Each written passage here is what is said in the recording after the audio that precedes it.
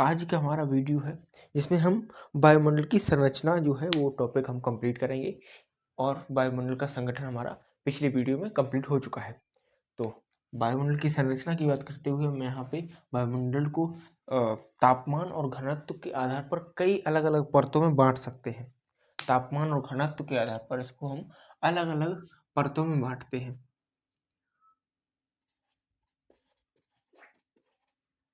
तापमान घनत्व के आधार पर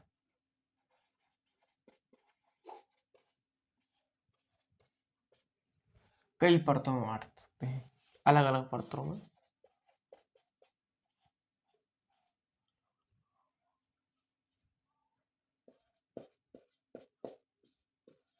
परतों में विभाजन करते हैं।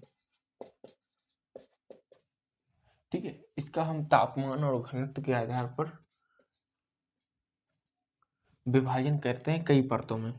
तो तापमान के आधार पर इसको हम 5 परतों में बांटते हैं।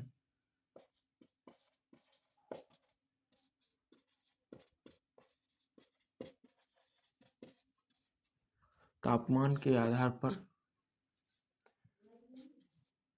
5 परतों में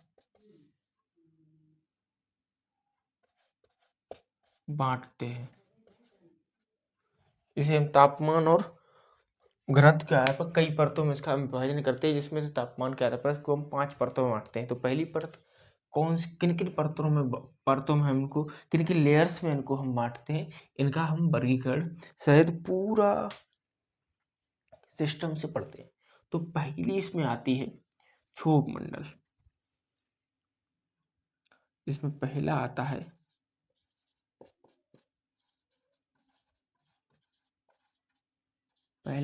क्षोभ मंडल, है ना। तो क्षोभ मंडल क्या है, इसके बारे में हम जानकारी प्राप्त करते हैं।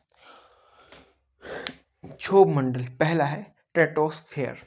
इसको हम स्ट्रेटोस्फेयर भी कह सकते हैं, इंग्लिश में इसको हम स्ट्रेटोस्फेयर बोलते हैं। इसकी औसतन ऊंचाई जो होती है वो 13 किलोमीटर है। इसकी जो औसतन ऊंचाई है, औसत ऊंचाई इसकी होती है 13 किलोमीटर।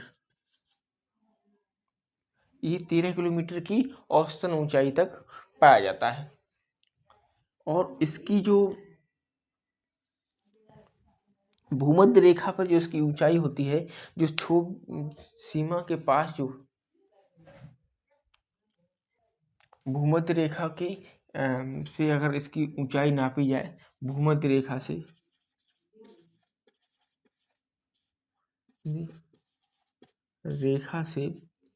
क्षोभ सीमा के मध्य की दूरी जो है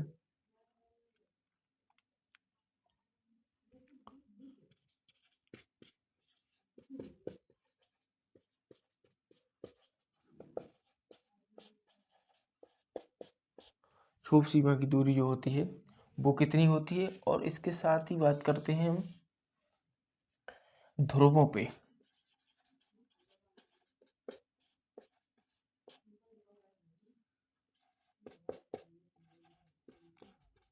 क्षोभ सीमा की दूरी क्या है, ये दो चीजें हैं। एक तो ध्रुवों पे क्षोभ सीमा की दूरी क्या है, और इस पे भूमध्य रेखा पे क्षोभ सीमा की दूरी क्या है। क्षोभ सीमा क्या है, जहां हम क्षोभ मंडल लेयर जहाँ पे खत्म होती उसी को हम क्षोभ सीमा कहते हैं। जहाँ से समताप मंडल और क्षोभ मंडल का विभाजन करने वाली रेखा जो है वो क्षोभ सीमा है। तो यहाँ पे इसकी जो लेंथ है वो 18 किलोमीटर है और इसकी जो है वो 8 है। ठीक है, इसके साथ इसका अगर तापमान की बात करें तो सामान्यतः ताप ह्रास दर की अगर बात करें तो इसकी सामान्यतः ताप ह्रास दर होती है 6.5 किलोमीटर। इसकी सामान्यतः ह्रास दर कितनी होती है, 6.5 किलोमीटर।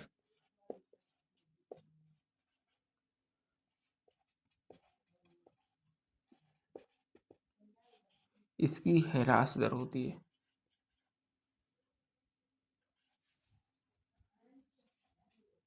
इसकी सामान्यतः ह्रास दर कितनी होती है? 6.5 किलोमीटर। तो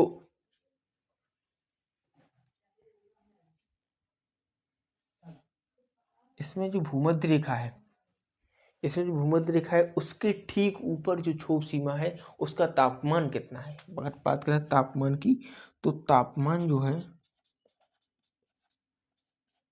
-80 डिग्री होता है। कहाँ पे होता है ये? भूमध्य रेखा के ऊपर जो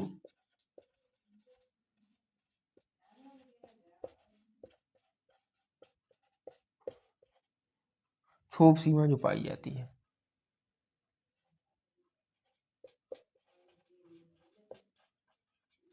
ये उसका आंकड़ा है। ठीक है।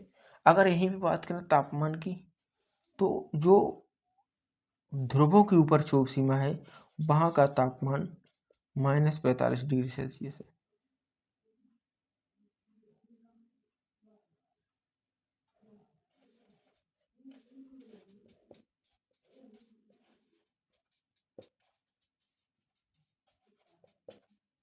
इस पे जो ध्रुवों की क्षोभ सीमा है उसका तापमान -45 डिग्री सेल्सियस है। और उसकी क्या विशेषता है कि मौसम संबंधी सभी घटनाएं इसी में होती हैं।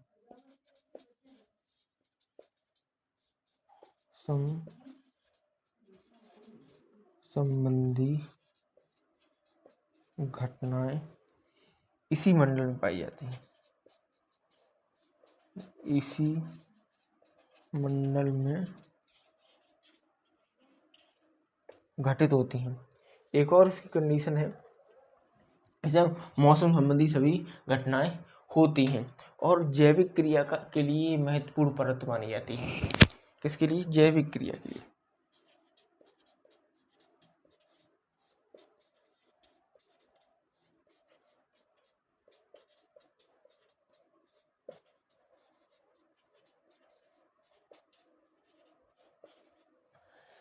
ये क्षोभ मंडल की विशेषताएं हैं। तो जरा इसको रिवाइज करते हैं एक बार और जरा देखते हैं क्या क्या इसमें है। तो वायुमंडल का संगठन हमने पढ़ लिया था। वायुमंडल की संरचना पे हम ध्यान देते हैं। वायुमंडल की संरचना में तापमान और घनत्व के आधार पर वायुमंडल को अलग अलग परतों में विभाजित करते हैं। इसका विभाजन हम तापमान और घनत्व के आधार पर करते हैं, अलग अलग परतों में, है ना। इसके साथ ही अगर तापमान की बात करें तो तापमान के आधार पर हम इसे 5 लेयर्स में बांटते हैं, है ना। इसे हम 5 लेयर्स में बांटते हैं तापमान के आधार पर। पहली लेयर की बात करें तो ये फर्स्ट लेयर जो है ये क्षोभ मंडल है और क्षोभ मंडल की औसतन ऊंचाई 13 किलोमीटर है पृथ्वी की सतह से। पृथ्वी की सतह से इसकी औसतन ऊंचाई कितनी है? 13 किलोमीटर है। भूमध्य रेखा की पर यही ऊंचाई, भूमध्य रेखा से क्षोभ सीमा तक की ऊंचाई, क्षोभ सीमा मतलब जो समताप मंडल और क्षोभ मंडल कि को विभाजित करने वाली जो रेखा है, जो सीमा है, उसको हम क्षोभ सीमा कहते हैं। तो क्षोभ सीमा से भूमध्य रेखा से क्षोभ सीमा तक की दूरी कितनी है? 18 किलोमीटर। ये 18 किलोमीटर दूरी जो क्षोभ सीमा की है वो भूमध्य रेखा से है। और ध्रुवों से अगर बात करें, यही दूरी अगर ध्रुवों से नापी जाए तो 8 किलोमीटर है।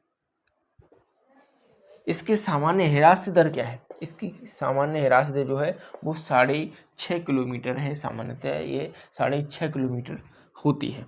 इसका तापमान की बात करें तो -80 डिग्री सेल्सियस है भूमध्य रेखा की क्षोभ सीमा पर, और ध्रुवों की क्षोभ सीमा पर ये -45 डिग्री सेल्सियस है। ये बहुत इंपॉर्टेंट डेटा है, ये मोस्ट इंपॉर्टेंट डेटा है। ये मोस्ट इम्पॉर्टेंट डेटा है। और मौसम संबंधी सभी घटनाएं इसी लेयर में होती हैं, इसी परत में होती हैं और जैविक क्रियाओं के लिए बहुत ही आवश्यक परत है और महत्वपूर्ण परत है। तो इसके बारे में यहाँ तक जानकारी मिल चुकी है। दूसरी बात करते हैं समताप मंडल की। तो समताप मंडल की जानकारी में यहीं पे दिए दे रहा हूँ।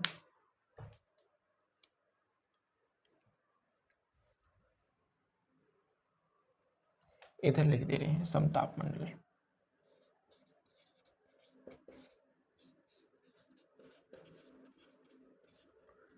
इसके बारे में बात करते हैं तो समताप मंडल की पहली चीज़ है कि इसमें O3 गैस, जिसे हम ओजोन परत कहते हैं, O3 गैस भी इसी में पाई जाती है।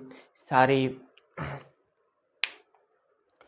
इसमें जब तापमंडल इसमें हम बात करते हैं तो इसमें O3 गैस पाई जाती है, ओजोन गैस इसी में पाई जाती है।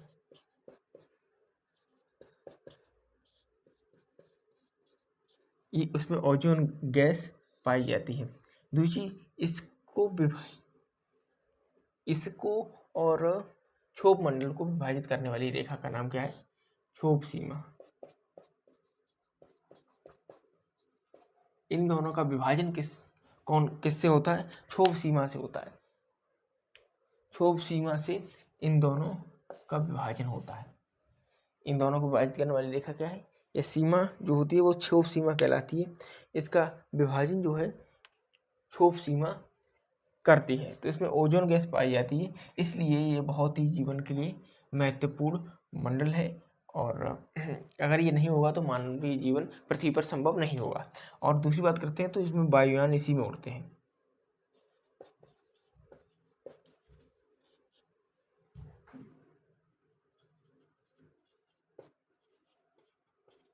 इसी में वायुयान उड़ते हैं। और अगर बात इसकी करते हैं, सही दिख रहा हो? कोई दिक्कत ना आ रही? पता है चल रहा है। तो इसमें वायुयान उड़ते हैं, मौसमी घटनाएं इसमें नहीं होती हैं।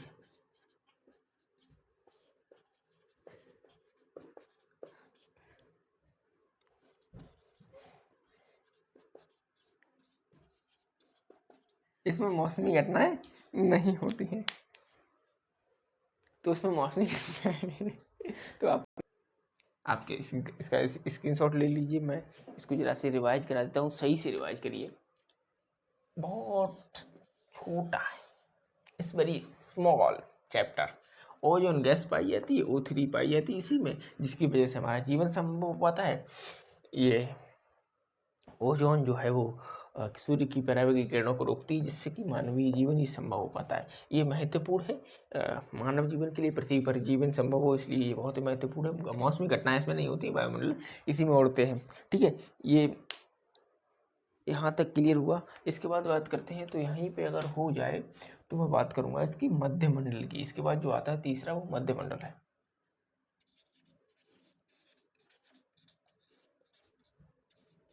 मध्य मंडल है। मध्य मंडल जो होता है, जो इसकी ऊंचाई कितनी ऊंचाई तक ही पाया जाता है? 50 से 80 किलोमीटर की ऊंचाई तक मध्य मंडल पाया जाता है। पृथ्वी की सतह से 50 से 80 किलोमीटर तक। पृथ्वी की सतह से नहीं, जहाँ पे समताप मंडल जो है वो समाप्त होता है, उसके बाद जो 50 से 80 किलोमीटर की 50 से 80 किलोमीटर की ऊंचाई तक जो, हाँ पृथ्वी की सतह से ही है मेरे ख्याल से इसमें, हाँ पृथ्वी की सतह से जो 50 से 80 किलोमीटर की ऊंचाई तक जो है वो मध्य मंडल पाया जाता है। उसके बाद ऊंचाई के साथ इसमें तापमान घटता है। तापमान जो है वो ऊंचाई के साथ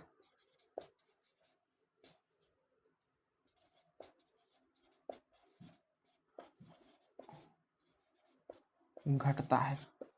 इसकी एक विशेषता है कि इसमें तापमान जो है वो ऊंचाई के साथ हमेशा घटता है ना। और 80 किलोमीटर की ऊंचाई तक जब आप पहुंचेंगे, 80 किलोमीटर की ऊंचाई तक जब आप पहुंचेंगे तो इसका तापमान हो जाएगा -100 डिग्री सेल्सियस।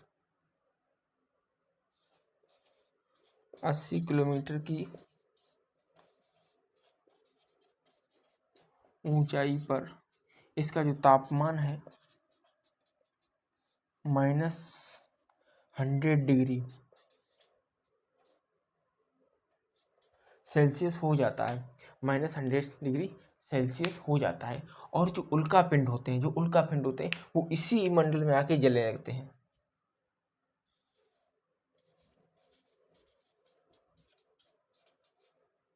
उल्का पिंड इसी मंडल में जलने लगते हैं।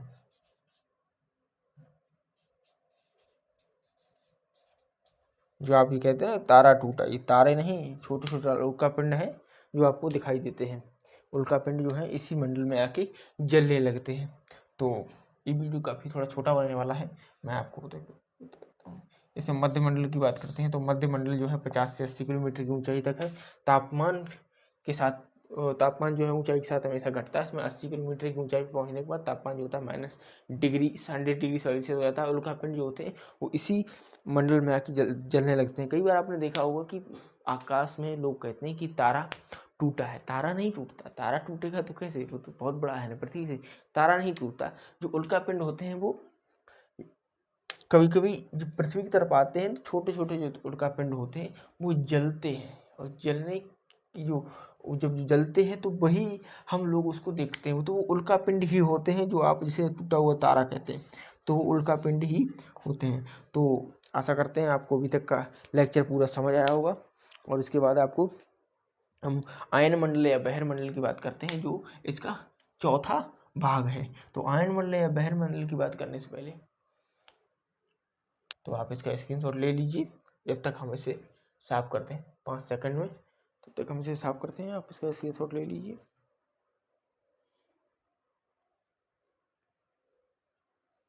तो ये क्लीन हो चुका है। अब बात करते हैं आयन मंडल की। अब है इसमें आयन मंडल। आयन मंडल क्या है, इसमें सबसे अधिक तापमान पाया जाता है।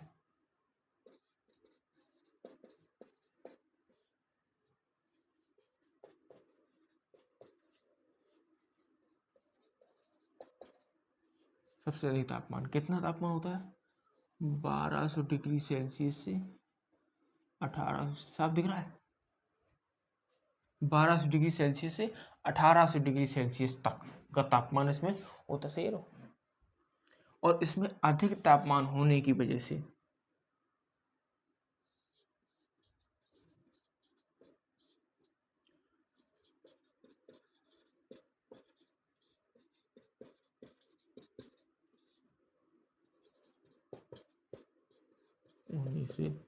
आयन जो है इसमें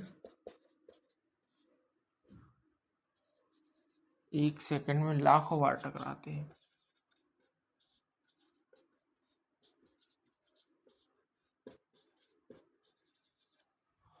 और इसमें जो रेडियो एक्टिव रेसेस होती हैं, जो रेडियो तरंगें होती हैं, वो इसी जो रेडियो तरंगें हैं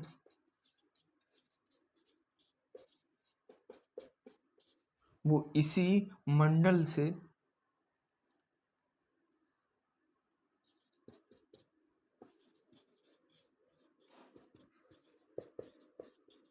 वापस पृथ्वी पर आती हैं, जिससे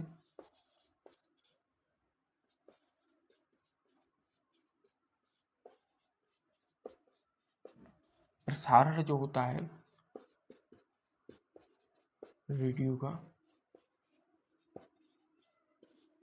सुनाई देता है, जिससे रेडियो का प्रसारण जो है सुनाई देता है। इससे क्या है, रेडियो का प्रसारण सुनाई देता है। ठीक है, तो इतना इसमें है और बहुत ज़्यादा इसमें है नहीं पढ़ने के लिए। जो इम्पोर्टेंट था वो मैंने आपको क्लियर करा दिया। इसके बाद हम बहिर्मंडल की बात करते हैं। बहिर्मंडल के बारे में 2 चीज़ें हैं।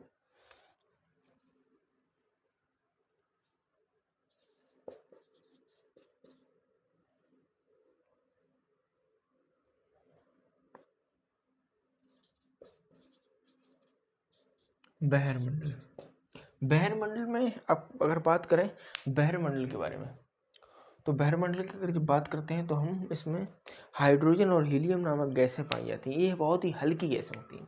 इसमें हाइड्रोजन और हीलियम नामक गैसें पाई जाती हैं।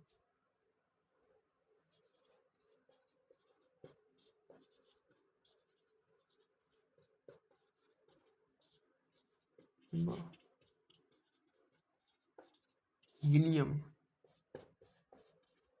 गैसें पाई जाती हैं। ये गैसें बहुत हल्की होती हैं। ये जो है बहुत ही हल्की गैसें होती हैं।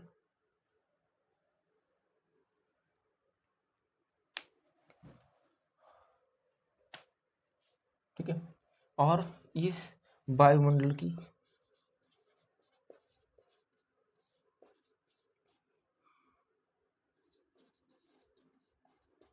सबसे ऊपरी परत है और सबसे पतली परत है। ठीक है, ये वायुमंडल की सबसे ऊपरी परत है और सबसे पतली परत है। इससे आगे इसके बारे में जानकारी का अभाव है। इससे आगे इसके बारे में जानकारी का अभाव है। और इसकी अगर बात करें तो ये मध्य सीमा से, ये जो है मध्य सीमा से 400 किलोमीटर की ऊंचाई पर पाई जाती है।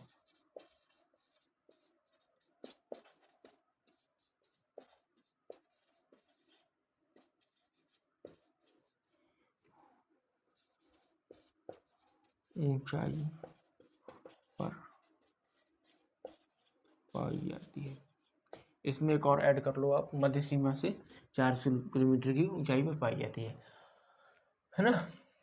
और मध्य सीमा क्या है? मध्य सीमा जो है वो मध्य मंडल को और आयन मंडल को विभाजित करने वाली रेखा है। मध्य मंडल और आयन मंडल को विभाजित करने वाली रेखा। इस पर का एक बार हम रिवीजन कर लेते हैं। तो इस सबसे ज़्यादा तापमान इसी में पाया जाता है। ठीक है, इसमें सबसे ज़्यादा तापमान पाया जाता है। ये कितना तापमान है? 1200 डिग्री सेल्सियस से 1800 डिग्री सेल्सियस का तापमान इसमें पाया जाता है। ये सबसे अधिक तापमान होने से आयन एक सेकंड में लाखों बार जो है टकराते हैं, लाखों बार टकराते हैं। और इनके टकराने से जो है रेडियो तरंगें यहीं से वापस आती हैं। जो रेडियो हम सुनते हैं वो रेडियो तरंगें भी इसी आयन से वापस आती हैं, इसी लेयर से वापस आती हैं और ये पृथ्वी पर वापस आती हैं, जिससे रेडियो प्रसारण सुनाई देता है। और इसकी ये मध्य सीमा से 400 किलोमीटर की ऊंचाई पर पाया जाता है। मध्य सीमा से 400 किलोमीटर की ऊंचाई तक पाया जाता है। ठीक है, इतना क्लियर। बहिर्मंडल जो है इसमें हाइड्रोजन और हीलियम नामक गैसें पाई जाती हैं। ये सबसे हल्की गैस है। ये लाइट